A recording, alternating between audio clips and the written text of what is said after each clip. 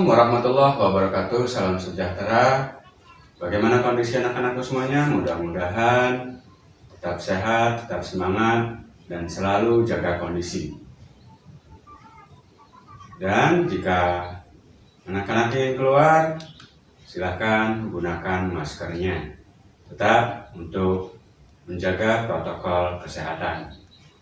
Baiklah anak-anakku semuanya, sebelum mulai pembelajaran prakarya hari ini, kita terlebih dahulu berdoa sesuai dengan agama dan kepercayaan masing-masing. Berdoa dimulai. Berdoa selesai. Kemudian jangan lupa isikan absensinya melalui WhatsApp group ataupun langsung bisa menggunakan Google Classroom. Anak-anakku semuanya, Indonesia memiliki kekayaan dan keindahan tanah air dengan beribu pulau berkat anugerah yang dikaruniai oleh Tuhan Yang Maha Esa. Sudah sepantasnya kita banyak bersyukur dan menjaganya. Antisipasi terjadinya dampak lingkungan akibat limbah seperti bencana banjir, pencemaran air, dan pencemaran udara ini membutuhkan sebuah keahlian. Sebagai generasi yang mencintai tanah air dan bangsanya, sudah barang tentu kalian harus bisa menjaga dan peduli terhadap problematika seputar tanah air. Berbicara limbah, sudah pasti kita akan merasa kurang nyaman mendengarnya, apalagi secara langsung melihatnya, seperti pada video di belakang layar saya ini. Baik itu berupa limbah keras ataupun berupa limbah lunak, baik berupa limbah organik maupun limbah anorganiknya. Salah satu cara untuk menanggulanginya adalah bagaimana cara kita mendaur ulang ataupun merecycle suatu limbah menjadi suatu produk kerajinan, seperti contohnya limbah lamtoro ataupun daun lamtoro ataupun pete Cina yang bisa kita jadikan produk semacam ini. Dan ini salah satu kerajinan yang dibuat menggunakan lamtoro ataupun bahasa kitanya pete Cina. Baik anak-anak semuanya, pada pertemuan kelas 7 semester 2 ini kita akan membahas materi tentang kerajinan limbah bahan lunak. Dalam materi kerajinan bahan limbah lunak ini ada 6 pokok bahasan yang akan kita pelajari. Yang pertama yaitu tentang prinsip daripada kerajinan bahan limbah lunak. Kemudian yang kedua, jenis dan karakteristik apa saja yang terdapat dalam limbah lunak tersebut. Yang ketiga yaitu bagaimana cara pengolahan daripada limbah lunak tersebut. Kemudian yang keempat, produk dan proses kerajinan bahan lunak yang akan kita kerjakan ataupun kita lakukan. Kemudian yang kelima, kemasan daripada produk bahan lunak. Dan yang terakhir adalah contoh proyek daripada kerajinan bahan lunak tersebut. Baiklah anak-anak semuanya, silakan disimak videonya dan mudah-mudahan anak-anakku semuanya bisa memahaminya. Baiklah anak-anakku semuanya, pada pertemuan kali ini kita akan mencoba memahami contoh daripada proyek kerajinan bahan limbah lunak. Setelah kita mempelajari dan juga memahami tentang proses produksi kerajinan bahan limbah lunak, pada pertemuan kali ini kita mencoba memahami salah satu jenis ataupun contoh daripada proyek kerajinan bahan limbah lunak. Kita ambil salah satu contohnya, yaitu berupa limbah lunak, baik dari limbah lunak organik maupun limbah lunak anorganik. Yang pertama, pembuatan produk bingkai foto multifungsi dari limbah lunak organik. Dalam pembuatan produksi bingkai foto multifungsi ini dibutuhkan yang namanya yang pertama yaitu perencanaan. Dalam perencanaan ini sudah pasti kita yang dibutuhkan adalah identifikasi kebutuhannya terlebih dahulu. Dalam identifikasi kebutuhan, si Dewi akan mencoba membuat sebuah undangan wisuda yang tidak hanya habis pakai buang, namun masih bisa dapat bernilai manfaat. Artinya, jika tidak dipergunakan lagi, lembar undangan tersebut bisa diganti foto sehingga bingkai masih dapat dipergunakan kembali oleh penerima undangan. Kemudian yang kedua, yaitu ide gagasannya. Dalam ide gagasannya, ini menentukan perencanaan karya kerajinan dari bahan limbah organik kulit jagung. Jadi bahannya berupa kulit jagung. Kemudian yang ketiga, menggali ide dari berbagai sumber, bisa berupa dari majalah ataupun surat kabar, ataupun langsung melalui internet browsing, kemudian juga bisa langsung survei ke pasar. Kemudian perencanaan yang ketiga, mencoba membuat sebuah sketsa karya dan menentukan karya terbaik dari sketsa tersebut. Kemudian langkah selanjutnya yaitu dalam melakukan pelaksanaan. Dalam pelaksanaan ini terdiri dari 3 macam ataupun 3 langkah. Yang pertama yaitu harus menyiapkan bahannya terlebih dahulu. Bahan-bahan yang dibutuhkan yaitu berupa kulit jagung, kemudian juga berupa karton board ataupun kardusnya, kemudian berupa tali dari serat alam, dan juga berupa lem. Ini bahan-bahan yang dibutuhkan untuk membuat sebuah bingkai foto. Kemudian yang kedua, menyiapkan alat-alatnya. Apa saja alat-alat yang dibutuhkan? Alat-alat yang dibutuhkan yaitu berupa gunting, kemudian setrika, ada juga lem tembak, beserta lemnya, kemudian penggaris, dan juga cutter. Ini alat-alat yang dibutuhkan dalam membuat kerajinan dari bingkai foto. Setelah kita menyiapkan bahan dan alatnya, barulah dalam pelaksanaan ini kita melakukan ataupun membuat karya kerajinannya. Sebelum membuat karya kerajinan, secara tidak langsung, pengolahan limbah kulit jagung juga harus kita persiapkan. Adapun langkah-langkah proses pengolahan limbah kulit jagung, yang pertama itu kulit jagung harus kita pilah terlebih dahulu. Arti dipilah ini kita pilih yang masih bagus kulit jagungnya. Ya, setelah kita pilih kulit jagung yang masih bagus, kemudian kita keringkan di bawah sinar matahari. Nah, setelah kering, kemudian diberi pewarna. Setelah diberi pewarna, baru kembali kita keringkan. Nah, baru setelah kering, kita setrika jagung tersebut, kulit jagung tersebut. Ini dimaksudkan penyetrikaan ini dilakukan agar kulit jagung tidak terlihat menggulung serta mudah digunting ataupun mudah dibentuk. Ini maksud daripada fungsi penyetrikaannya. Nah, setelah pengolahan kulit jagung selesai, barulah kita bentuk kerajinannya. Langkah-langkah dalam proses pembuatannya, ini yang pertama, buat pola bingkai sesuai ukuran yang kita kendaki. Misalnya panjang kali lebarnya 15 kali 20 cm. Kita buat menjadi 3 bagian. Nah, setelah selesai, lubangi tengahnya. Ya, 2 cm, bisa menggunakan gunting ataupun bisa menggunakan cutter. Setelah itu, langkah berikutnya, ini buat lembaran panjang untuk melapisi tepian bagian belakang potongan bingkai. Ini dimaksudkan agar pada saat kita menyisipkan ataupun menyelipkan fotonya bisa.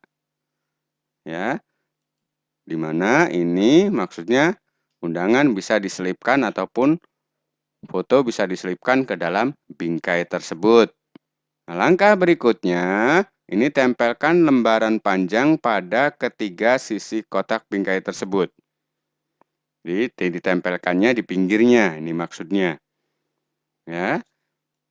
Langkah selanjutnya, susun lapisan bingkai bagian kedua dengan yang pertama. Jadi ditempelkan bagian yang pertama dengan yang kedua.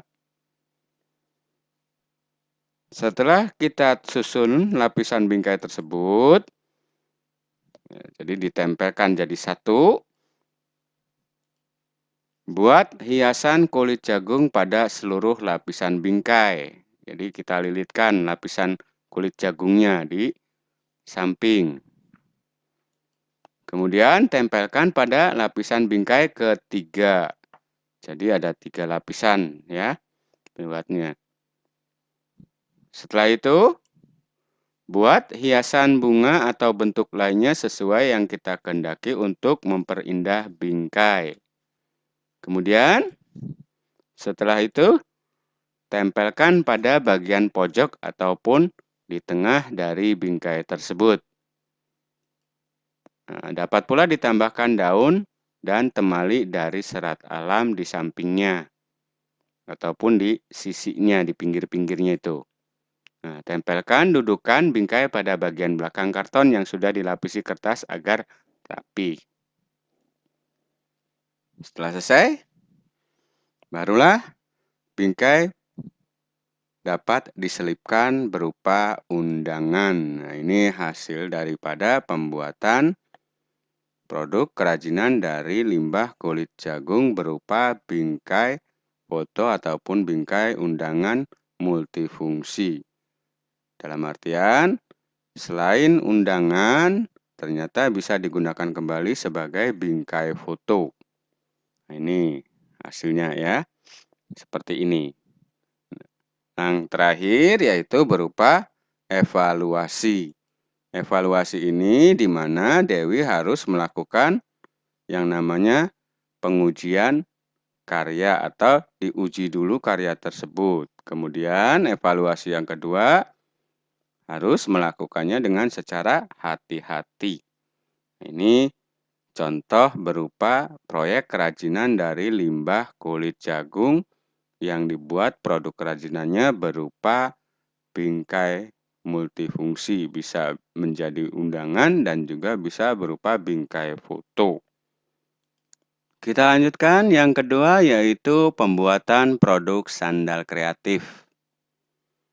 Dalam pembuatan produk sandal kreatif ini merupakan jenis produk kerajinan bahan limbah lunak anorganik. Contoh daripada limbah anorganik.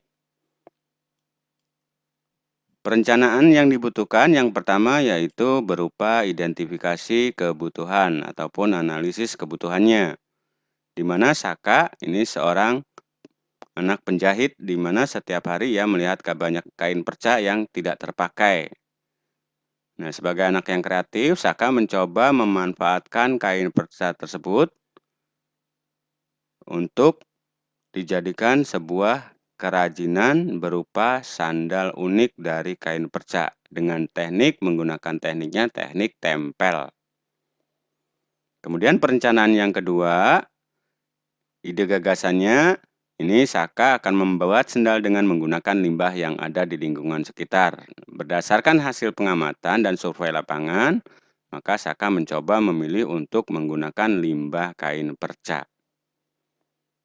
Nah, kemudian perencanaan yang ketiga ini menentukan bahan dan fungsi karya kerajinan dari bahan limbah anorganik.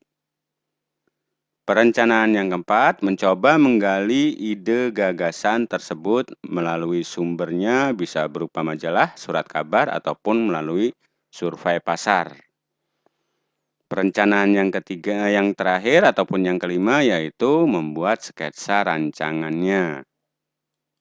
Ini sketsanya. Setelah perencanaan selesai, kemudian Saka menyiapkan yang namanya pelaksanaan. Dalam pelaksanaan ini tentunya alat dan bahan yang harus kita siapkan ataupun Saka siapkan apa saja. Yang pertama, bahannya. Bahan yang dibutuhkan untuk pembuatan sandal secara otomatis adalah sandalnya terlebih dahulu, sandal jepitnya. Kemudian kain perca, kemudian lem kuning ataupun biasa dikenal dengan istilah aibon, dan juga benang. Alat-alat yang dibutuhkan berupa gunting ataupun cutter juga bisa, kemudian berupa jarum, dan juga berupa tusuk sate. Ini alat-alat yang dibutuhkan. Setelah selesai menyiapkan alat dan bahan, barulah membuat karya kerajinannya. Dalam pembuatan karya kerajinan, langkah-langkahnya yang pertama, ambil kain perca yang senada dengan warna sandal. Dapat warna polos yang dikombinasi dengan kain bermotif atau batik, di mana kain perca dipotong dengan ukuran lebar kurang lebih 2 cm dengan panjang seadanya bahan. Jadi apa adanya bahan aja karena namanya juga bahan limbah. Kemudian yang kedua, langkah-langkah dalam pembuatan kerajinannya, lilitkan gagang sandal jepit dengan kain perca potongan tersebut. Awali dan akhiri dengan menggunakan lem tembak atau bisa juga menggunakan lem kuning. Pastikan sandal dapat tertutup dengan sempurna. Setelah selesai, kemudian selipkan ujung kain di bawah gagang sandal dan diberi lem agar kuat. Kemudian langkah berikutnya, buatlah hiasan untuk bagian tengah dengan bentuk berbagai macam. Misalnya bunga, bisa serangga atau geometris saja, boleh. Gunakan teknik jahit atau dengan teknik tempel. Jika kita ingin menggunakan teknik jahit, berarti kita harus menggunakan benang dan jarum tadi. Ya, nah, langkah pembuatannya, pembuatan bunga misalnya. Kita ambil pembuatan langkah bunganya, buat pola kelopak lebih sekitar setengah sentimeter untuk jahitannya. Kemudian setelah itu, buat kelopak sejumlah 2 kali 5 lembar. Berarti sekitar 10 ya kelopaknya. Setelah selesai, jahit setangkap kelopak dan disisakan lubang bagian bawah. Setelah selesai, baru buat pola lingkaran untuk putik bunganya dan isi juga dengan kain perca yang sudah dijahit. Setelah selesai kemudian, susunlah kelopak dengan putiknya hingga membentuk sebuah bunga. Nah ini setelah selesai baru kita tempelkan ke dalam sandal tadi yang sudah kita hias tadi. Boleh menggunakan lem tembak ataupun juga boleh menggunakan lem kuning atau lem aibon. Ini rapikan bagian-bagian yang diperlukan agar terlihat rapi. Selesai barulah kita buat yang namanya kemasannya. Ini sandalnya sudah selesai, baru kita buat kemasannya. Ini usahakan kemasannya juga menarik. Apalagi seandainya kemasan sandal kreatif ini akan kita jual. Yang terakhir berupa evaluasinya, di mana evaluasi ini Saka harus mengevaluasi dulu apakah karyanya tersebut layak untuk dijual atau tidak. Ini keselamatan kerja juga harus diperhatikan terutama dalam menggunakan lem serta menggunakan jarum jahit tangan tadi. Itulah materi pada pertemuan kali ini. Sebelum kita akhiri, marilah kita berdoa menurut agama dan kepercayaan masing-masing agar apa yang kita terima pada pertemuan kali ini bermanfaat dan juga mudah dipahami. Berdoa dimulai. Berdoa selesai, kurang lebihnya saya mohon maaf. Assalamualaikum warahmatullahi wabarakatuh.